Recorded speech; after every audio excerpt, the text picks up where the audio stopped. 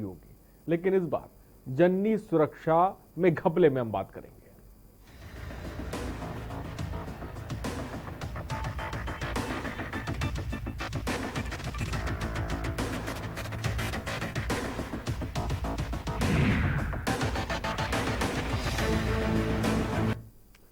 जनपद हरदोई के स्वास्थ्य विभाग का बड़ा कारनामा सामने आया है, जहां एक साल के अंदर ही 1235 महिलाएं 2 बार मां बन गई।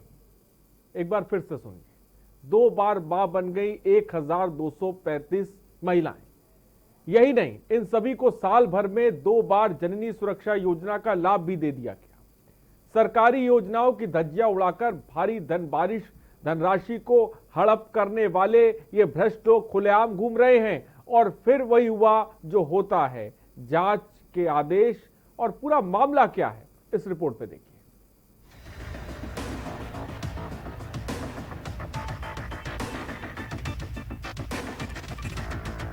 एक बार मां बनने वाली महिला को एक ही साल में दूसरी बार गर्भवती होना दर्शाकर आवंटित की गई रकम को जिम्मेदारों ने मिल बांट कर हजम कर लिया। हद तो तब हो गई जब स्वास्थ्य विभाग के ऑडिट में इसका खुलासा हुआ और सरकारी आंकड़ों के खेल से पर्दा उठ गया। इसके बाद सरकारी धन हड़पने के लिए किया गया फर्जीवाड़ा सामने आया। हरदोई में स्वास्थ्य विभाग का एक नया फर्जीवाड़ा सामने आया है। जननी सुरक्षा योजना के अंतर्गत गर्भवती महिला को कुछ धनराशि दी जाती है, जिससे कि गरीब माएं अपने शिशु की अच्छी परवरिश और उनको कुपोषण से दूर रख सकें। लेकिन हरदोई में एक साल के अंदर 1235 ऐसी महिलाओं को 2 बार मां बना दिया गया। दरअसल जमीनी हकीकत ये नहीं, असल में ये महिलाएं एक बार ही मां बनी और इन्हें एक बार ही इस योजना के तहत पैसा मिला। लेकिन स्वास्थ्य विभाग के जिम्मेदार लोगों ने इन 1235 महिलाओं को कागजों पर दोबारा मां बनाना दर्शाकर सरकारी धन हड़प लिया। इस मामले की विधिवत जानकारी से सीएमओ सूर्यमणि त्रिपाठी ने अवगत कराया। उन्होंने कहा कि ऐसे लोगों को नोटिस के माध्यम से सरकारी धन कोष में जमा कराए जाने के निर्देश दिए जाएंगे, जिन्होंने सरकारी योजना का दुरुपयोग कर पैसा हड़पने का काम किया है। ऐसा न करने पर आरोपियों के खिलाफ सख्त कानूनी कार्रवाई किए जाने की बात भी कही। चीज से संबंधित हैं, जिनमें की डबल पेमेंट हो गए, ऐसा कहा गया है आर्टिकल ऑब्जेक्शन में। उसके लिए हमने पत्र जारी कर दिया है संबंधित को, और मैंने स्पष्ट कह दिया है कि ये जो डबल पेमेंट हुए हैं, संबंधित लोग इसको सुनिश्चित करें कि पैसा सरकार के कोष में जमा हो, अन्यथा की स्थिति में आपके विभाग आपके खिलाफ वित्तीय अनियमितता की कार्रवाई भी करूंगा।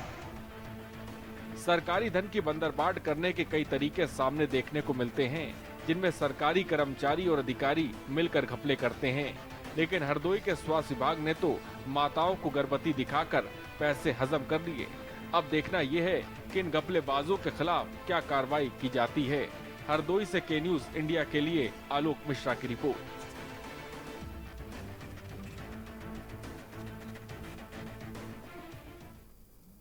तो आपने सुना होगा कि कागजों पर एम्बुलेंस दौड़ाते हुए आपने देखा होगा, कागजों पर सड़क बनते हमने आपको दिखाई, कागजों पर शौचालय बनते हमने आपको दिखाए, बहुत कुछ कागजों पे बनते देखा। लेकिन हरदोई का जो स्वास्थ्य विभाग है, ये इससे भी एक कदम आगे निकल गया। इसने कागजों पर मां बनाना शुरू कर दिया है। जी हां, वो भी एक दो नहीं, 1235 महिलाओं को दोबारा मां बना दिया जाता है। और जननी सुरक्षा के नाम पर जो पैसा सरकार देती है, वो पैसा ये स्वास्थ्य विभाग के जो अधिकारी हैं ये हड़पते हैं। एक बार मां बनी महिलाओं को दोबारा गर्भवती इन कागजों पर दिखाया जाता है। 1235 महिलाओं को साल भर दोबारा गर्भवती दिखाते हैं। सरकारी योजनाओं की जमकर धज्जियां जिसे कह सकते हैं हरदोई में उड़ा जा रही हैं। और ये हरदोई क्यों, तमाम ऐसी जगहें जहां पर उड़ाई जा रही हैं, लेकिन देखने और सुनने वाला कोई नहीं। सुबह बोलेगा में आज हम इसी पर बात करेंगे। आप कॉल करिए, अपनी बात रखिए, नंबर्स लगातार फ्लैश हो रहे हैं। इस तस्वीर को लेकर आप अपनी बात रख सकते हैं, जहां पर आप देखिए किस तरह से गरीबों का, मजलूमों का हक सूबे के अंदर मारा जाता है। सरकार की योजनाएं ऊपर से चलती हैं, लेकिन नीचे पहुंचते पहुंचते ये कहां पहुंच जाती हैं, ये तस्वीरें खुद ब खुद बयां करती हैं। और ये रिपोर्ट खुद ब खुद बयां कर रही है। जहां पर सीएमओ साहब को आप थोड़ी देर पहले सुन रहे थे, लेकिन एक तस्वीर ये भी है जहां पर 1235 महिलाओं को कागजों पर दोबारा गर्भवती बनाकर इस योजना में पलीता लगा दिया गया। हमारे साथ नाहिद अकील सामाजिक कार्यकर्ता हैं, इस वक्त हमारे साथ जुड़ रही हैं। नाहिद अकील जी, सबसे पहले बहुत बहुत स्वागत है आपका के न्यूज़ पर, सूबा बोलेगा के हमारे कार्यक्रम पर। सबसे पहले नाहिद अकील जी, क्या कहेंगी हरदोई की इस तस्वीर को लेकर, जहां पर कागजों पर महिलाओं को मां बनाया जा रहा है और सरकारी योजनाओं में पलीता लगाया जा रहा है?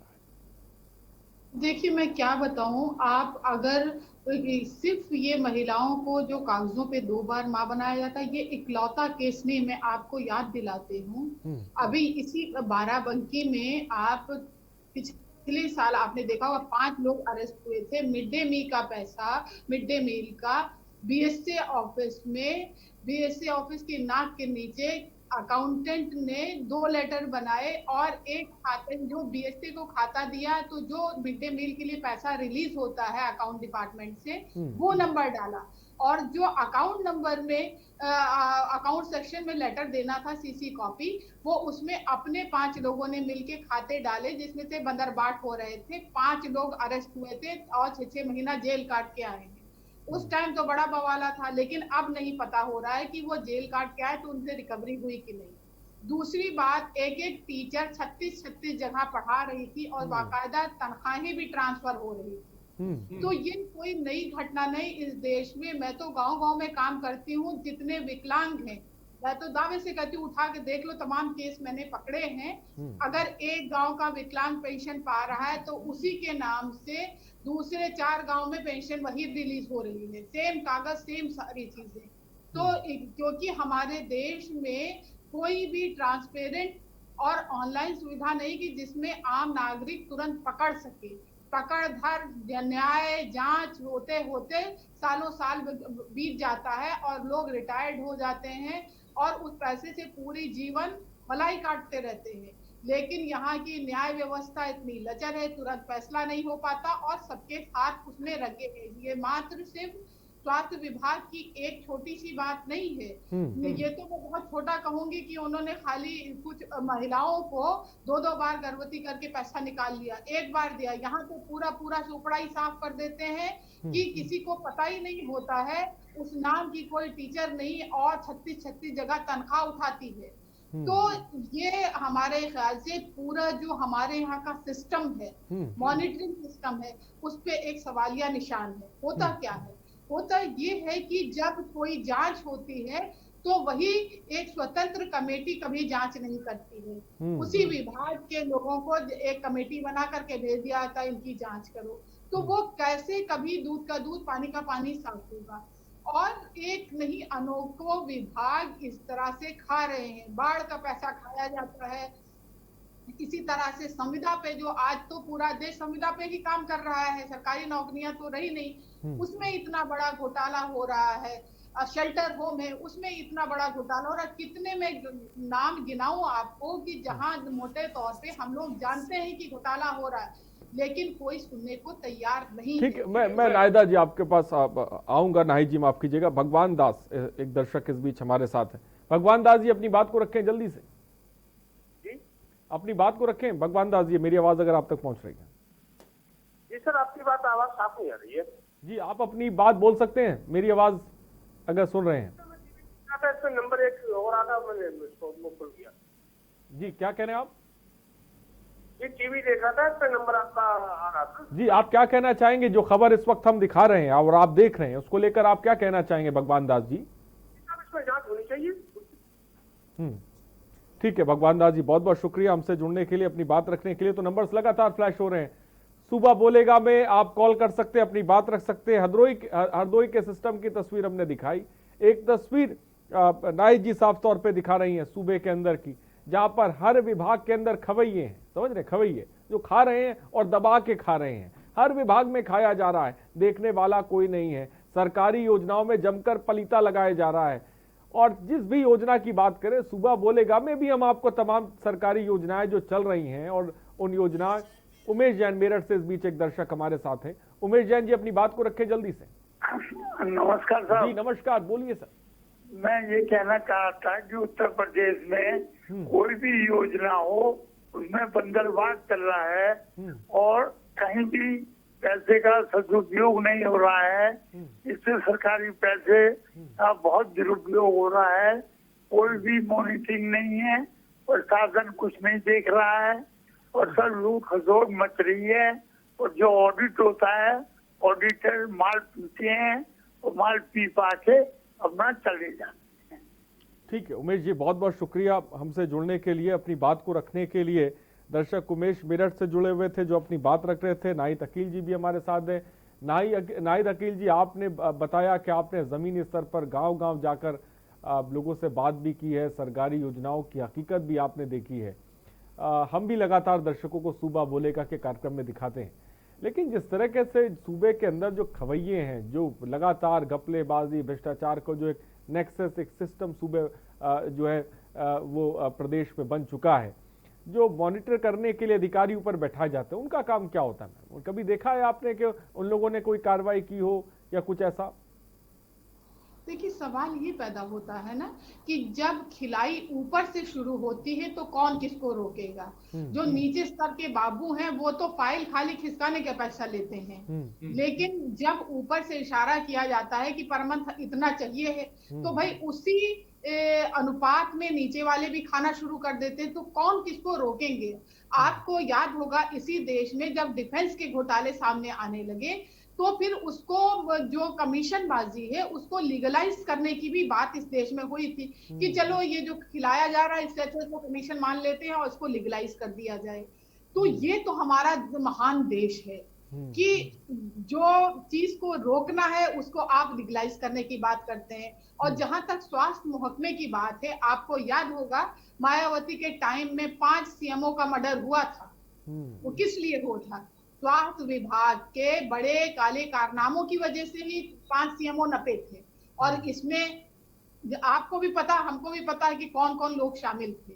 लेकिन हमेशा कोई भी सरकारें आए, हर सरकारें घोटाला करती हैं और जो सरकार रूलिंग रहती है वो नीचे वाले के ऊपर सिर्फ इलेक्शन में धमकी देने का काम करती, कभी उनको पकड़ के जेल में नहीं करते। मुझे याद है यही बीजेपी मायावती को बीच बीच में धमकियाती थी कि ताज वाला घोटाला खोल देंगे तो मायावती जेल के अंदर जाएंगी, तो वाड्रा वाला कांग्रेस का घोटाला खोलती थी जमीन का।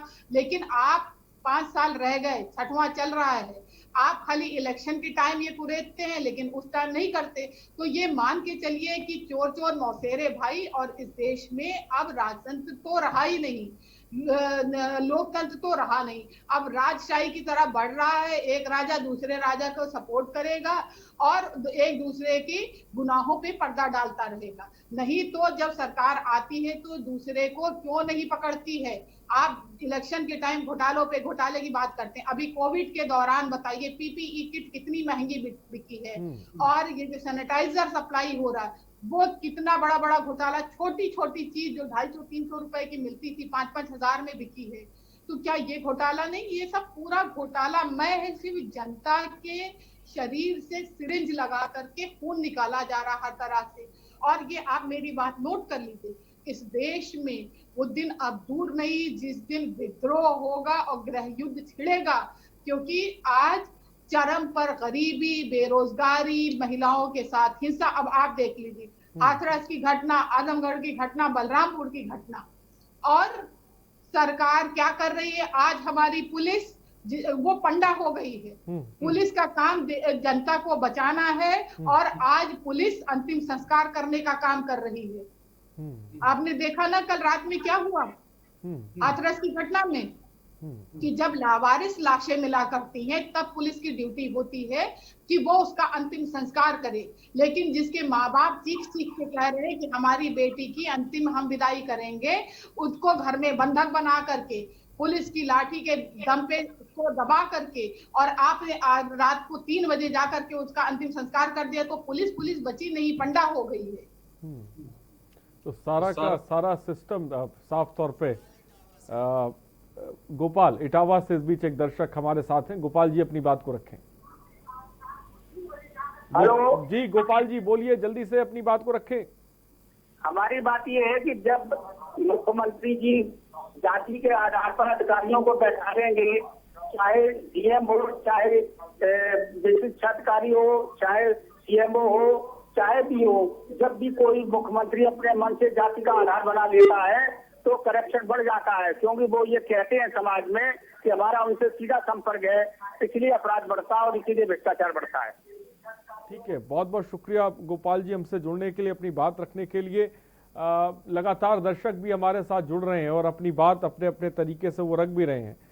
नाहिद अकील जी भी हमारे साथ जुड़े हुए हैं, सिस्टम की एक तस्वीर बहुत गहराई से आपको समझा और बता रही हैं, और तमाम मुद्दे जो हाल फिलहाल उठे, जिनको लेकर सियासत भी अब जोरों पर चल रही है, उसको लेकर भी अपनी बात वो बेबाकी से रख रही हैं। और एक तस्वीर हम भी देखते हैं कि सरकारें आती हैं, सरकारें जाती हैं, लेकिन सिस्टम बदलने की कुव्वत किसी में नजर नहीं आती है। सूबे की तस्वीर बदलती फिलहाल नजर नहीं आती है, चाहे वो स्वास्थ्य विभाग हो। सुभाष मुरादाबाद से इस बीच एक दर्शक हमारे साथ हैं। सुभाष जी, अपनी बात को रखें।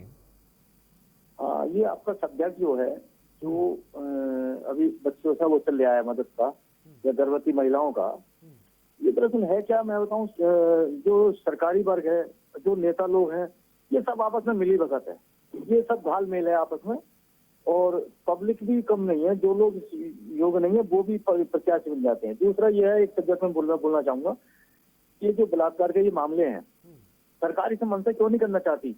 जो बलात्कार करे उसे नपुंसक बनाओ, जो ट्रेजडी कर रहा है उसको साले वो मौत की सजा या जो भी ऐसी सजा होनी चाहिए।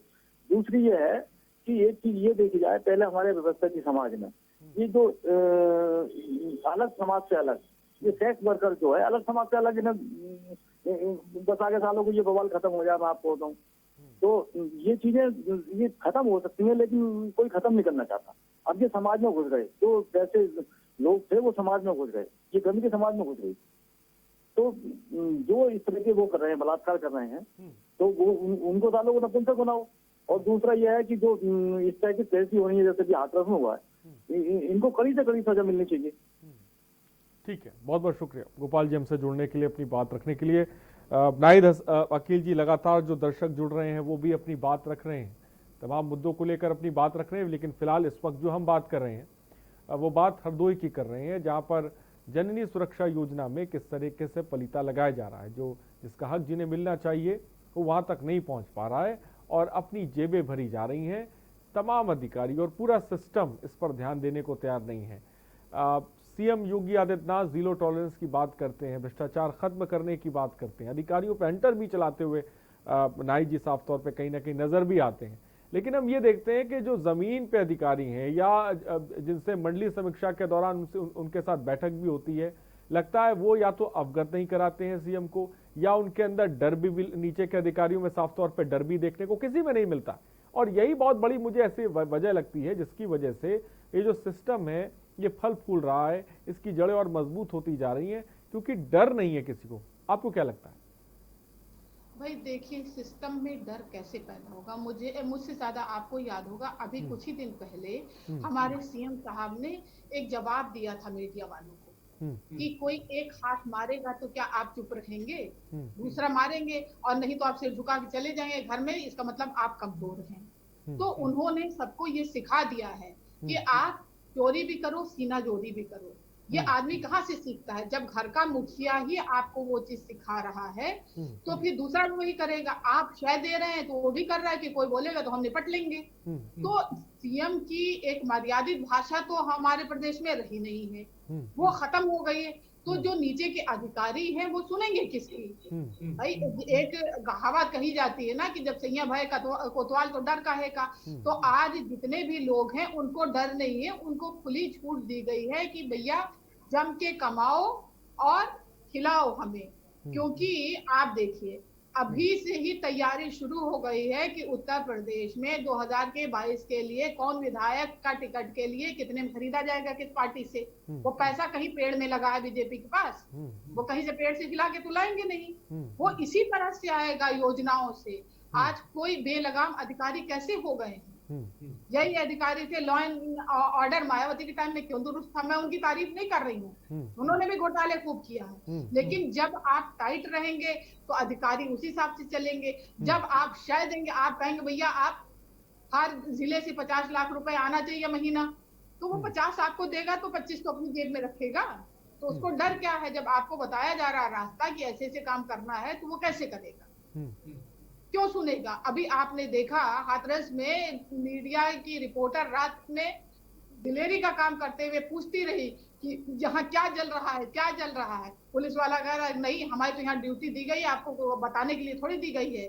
खाली जो है लॉस एंड ऑर्डर दुरुस्त करने के लिए हमें भेजा गया है। आप डीएम साहब से पूछिए, डीएम साहब मुंह छुपाते चल रहे हैं, झूठ बोल रहे हैं, क्योंकि डर नहीं है। जब आपका शीर्ष जो आपको नेतृत्व दे रहा है वो नायक जी, इन कामों में ये अधिकारी लकीर के फकीर भी हो जाते हैं कि ये हमको ऑर्डर दिया गया, ये आदेश दिया तो ये मानना है, लेकिन हम जब देखते हैं इसी तरह से योजनाओं में ऐसे पलीता लगाया जा रहा हो तब ये अधिकारी बिल्कुल मौन हो जाते हैं, क्योंकि इनकी भी जेबें भर रही होती हैं। इनकी जेबें भर रही हैं और ये इतने डरपोक हैं कि वो अपने रूल बुक में साइन करके आते हैं, उसको भी फॉलो नहीं करते। अभी आप लखनऊ में बैठकर मीडिया आइडिया मत बताइए, कोई काम है आपका, किसी का केस है, आप थाने में फोन करिए, सिर्फ इतना बोलिए मैं लखनऊ से बोल रहा हूँ, इसको क्यों नहीं हुआ, क्यों नहीं करा, तो वो डर के मारे कर देगा, कहीं शासन से तो नहीं है, उसको पता ही नहीं होगा कि कौन फोन कर रहा है। ये है वो अपनी रूल बुक में जो साइन करके आए हैं, जो उनके कर्तव्य बताए गए उस पे काम नहीं करते।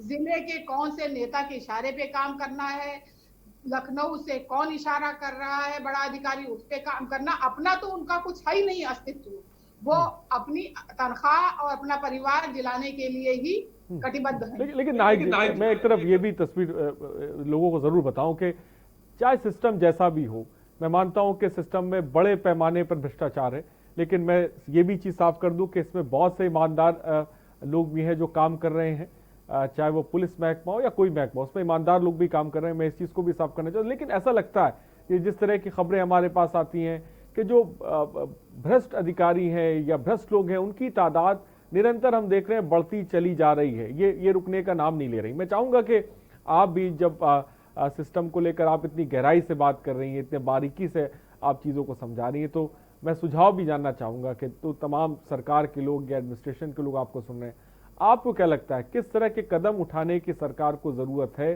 ताकि कि इस सवाल का जवाब लूँगा, लेकिन शकील रतलाम से एक दर्शक इस बीच काफ़ी दूर से हमारे साथ हैं। शकील जी अपनी बात को रखें। शकील जी बोलिए, जल्दी से अपनी बात को रखें। सर मैं ये बोल रहा हूँ कि ये यूपी के सारे किस्से यूपी में ही हो रहे हैं, दूसरी जगह क्यों नहीं रहा? क्या यूपी सरकार इस पर काम नहीं कर रही क्या?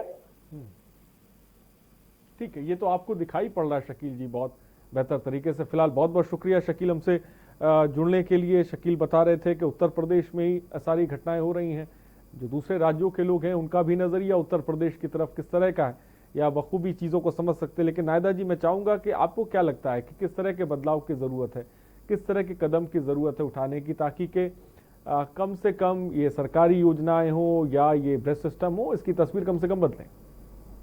देखिए, सवाल ये है कि अगर सुझाव मेरा चाह रहे हैं तो सुझाव में अगर करूं तो अगर हमारे सीएम यही सोच लें कि 22 में अगर यही रवैया रहा तो नहीं आएंगे, कम से कम अपनी छवि को कंट्रोल करें, तब भी वो बेहतर काम करें तो कुछ उनके पॉजिटिव होगा। नहीं तो 2022 में उनका सुपना साफ हो जाएगा। हम कोई पॉलिटिकल पार्टी के नहीं है, तो यही सोच के काम करते हैं, क्योंकि जनता को जनता माना नहीं जाता ना, उसको तो बैल भेड़ बकरी माना जाता है कि इलेक्शन आएंगे, बैंक में 2000 रुपए ट्रांसफर कर देंगे, बेचारे गरीब आदमी जाके वोट दे आएंगे। शहर वाला तो वोट का परसेंटेज आपको पता ही कितना पड़ता है नगरीय क्षेत्र में, तो ये गरीब लोग वही 2-2 हजार के चक्कर में वोट दे आएंगे, फिर वोट पड़ जाएगा। अगर देश का झंडा जो 24 घंटा बका जाता है कि झंडा ले लेके देशभक्ति दिखाई जाती, देशभक्ति, अगर देश को बचाना चाहते तो आप देश के लिए काम करते, देश की गरीबी दूर करते, गरीब की बेरोजगारी दूर करते, तब आपका दुनिया में नाम होता। आज पूरी दुनिया में जगहसाई हो रही है, हर प्रदेश की, पूरे देश की। आज सीएम हमारे डिसीजन नहीं ले पाते हैं। हाथरस का केस हुआ तो ये कह रहे हैं कि प्रधानमंत्री जी ने कहा एसआईटी गठित कर दो 14 दिन के बाद, तो हमने एसआईटी गठित कर दिया। अरे भाई, तुम्हारे प्रदेश का मसला था, जब ये घटना हुई तो आपने क्यों नहीं गठित की, आपने क्यों नहीं एक्शन लिया? आज आप वीडियो कॉन्फ्रेंसिंग करके उस परिवार से बात कर रहे हो। आज तो मेरा किसी और मुद्दे पे बात करने का मन ही नहीं है। 3 महिलाओं को यहाँ पर एकदम शहीद कर दिया गया, हैवानियत से मार दिया गया, और आप प्रधानमंत्री ने कहा था वो प्रदेश को चलाने की जिम्मेदारी आपने ली थी, आपको प्रधानमंत्री बताएंगे कि एसआईटी गठित करो। आपके पास ये पावर नहीं था कि आप लॉ एनफोर्समेंट सिस्टम को तुरंत चौक चाबंद कर देते और उसको पकड़ के जेल के अंदर ठूस देते। आपका रिश्तेदार था वो चारों अपर कास्ट का जो लड़का था। तो सवाल यह है कि ये लोग खाली एक नशे में चूर रहे सत्ता में, लेकिन अगर दुनिया का नशा नशा है, ऊपर वाला जब अपनी चूड़ी टाइट करता है तो अच्छों का नशा ढीला हो जाता, आप देख लीजिएगा। ठीक है, ऊपर वाला जब चूड़ी टाइट करता है तो अच्छों का नशा चूर हो जाएगा। फिलहाल बहुत बहुत शुक्रिया, वक्त की थोड़ी सी कमी है। नाहिद अकील जी, आपका शुक्रिया हमसे जुड़ने के लिए, अपनी बात रखने के लिए। और इस बीच हमारा सवाल भी एक है, आखिर इन अधिकारियों की चूड़ी कब टाइट की जाएगी ताकि कि ये सही तरह से काम करें, सरकारी योजनाएं उन गरीबों तक पहुंचे, उन मजलूमों तक पहुंचे, जो उनका हक है, वो पैसा जहां पहुंचना चाहिए वहां पहुंचे। इस तरह की खबरें एक दो नहीं है, बहुत खबरें हैं। नाहिदा जी ने जो साफ तौर पे बताई, ज़मीन पे वो काम करती हैं, सरकारी योजनाओं की हकीकत बता रही हैं। दर्शक भी हमारे साथ जुड़े, उन्होंने भी इन योजनाओं को लेकर अपनी बात रखी। ये सिस्टम सुधरेगा कब, सवाल अपने आप में बड़ा है। ये अधिकारी कब सही तरीके से काम करेंगे, ये सवाल भी बड़ा है। और इनके अंदर डर कब पैदा होगा, ये भी ज़रूरी है। फिलहाल सुबह बोलेगा में इतना ही। बने रहिए हमारे साथ। नमस्कार।